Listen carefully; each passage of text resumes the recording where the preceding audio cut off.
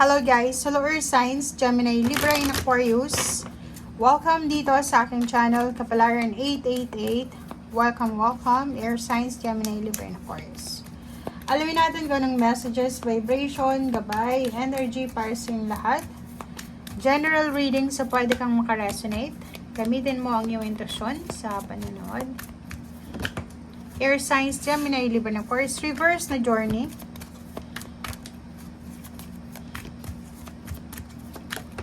Okay, next is, wow, sudden wealth.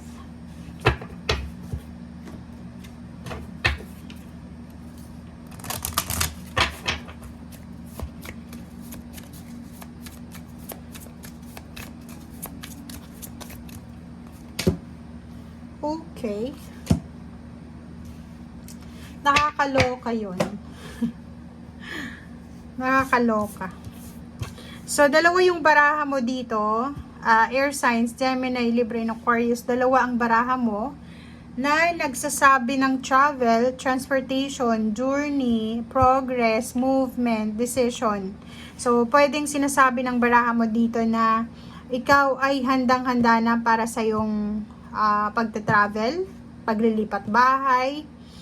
Handang-handa ka na sa pakikibaka mo. So, pwedeng ikaw ay magta-travel para maghanap ng ibang trabaho, makipagsapalaran, or kung ikaw ay militar, pwedeng, or seaman, posibleng naghahanda ka para sa, anong tawag doon? Yung first day ng work mo, parang gano'n, naghahanda ka, nag-exercise, or gano'n pa man. May sudden wealth tayo dito, sinasabi ng barahan na posibleng etong travel na pupuntahan mo, or etong journey na pinaghahandaan mo ay posibleng magdala sa'yo ng swerte. Pwedeng dyan ka swertehin or dyan ka yumaman. Okay? Nakikita rin natin dito na posibleng, like for example, sasakyan or nasa ang sulok ka man ngayon ng mundo, pwede kang makakuha ng isang bag ng pera, ng cash sa loob ng sasakyan. Parang gano'n ang hindi mo sinasadya. Parang gano'n. May iba din sa inyo dito na posibleng may ibibentang sasakyan. Kahit anong klaseng sasakyan pwedeng ibenta dito. So, pwedeng makarelate. Okay? Thank you.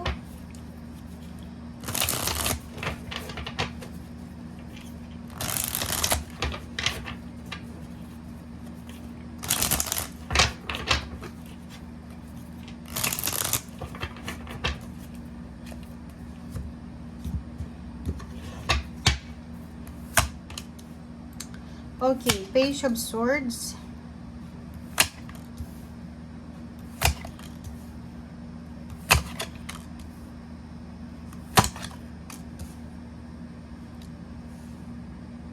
Okay.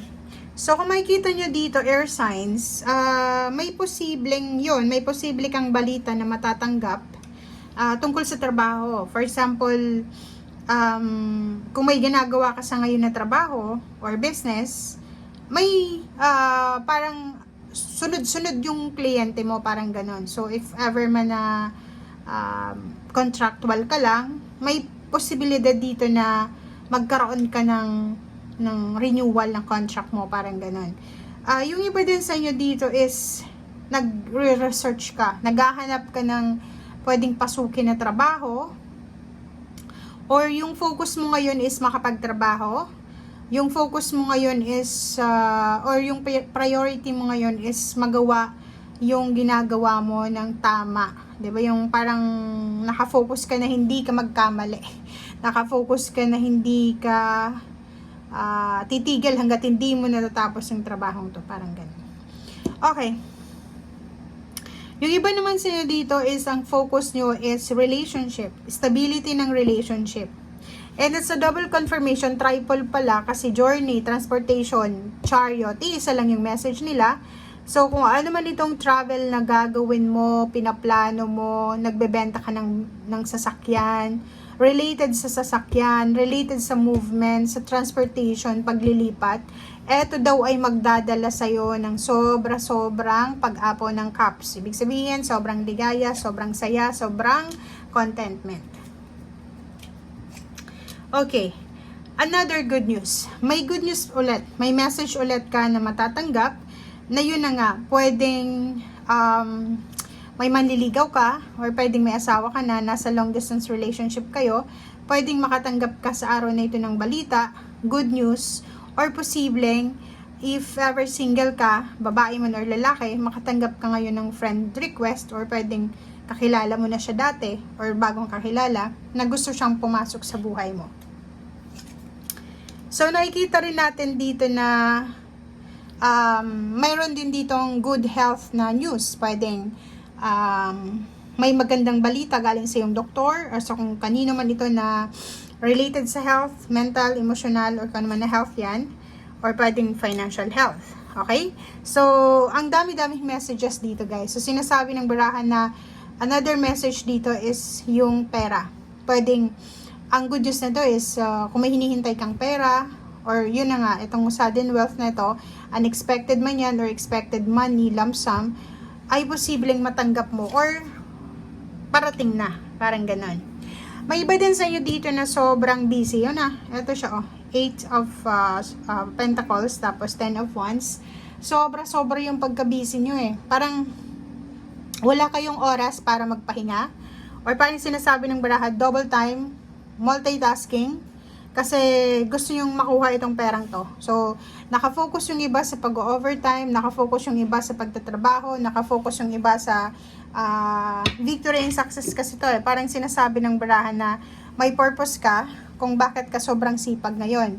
May purpose ka kung bakit na napaka-workaholic mo ngayon, kasi gusto mong tumaas yung sweldo mo. Syempre, pag palagi kang nag-overtime, may tataas pa dyan sa sweldo mo, di ba? So, if ever din na gusto mo ng additional income, talagang magdo-double time ka. Pwedeng yung iba dito, yun na nga, posibleng sasakyan. May sasakyan ka, pwedeng gamitin mo siya as source ng income habang wala kang trabaho or habang nagpapahinga ka, parang ganun. So, nakikita natin dito yung eagerness. Sobrang determination, eagerness ng mga air signs na makaipon ng pera, makuha, mahawakan yung pera na ninanais nila,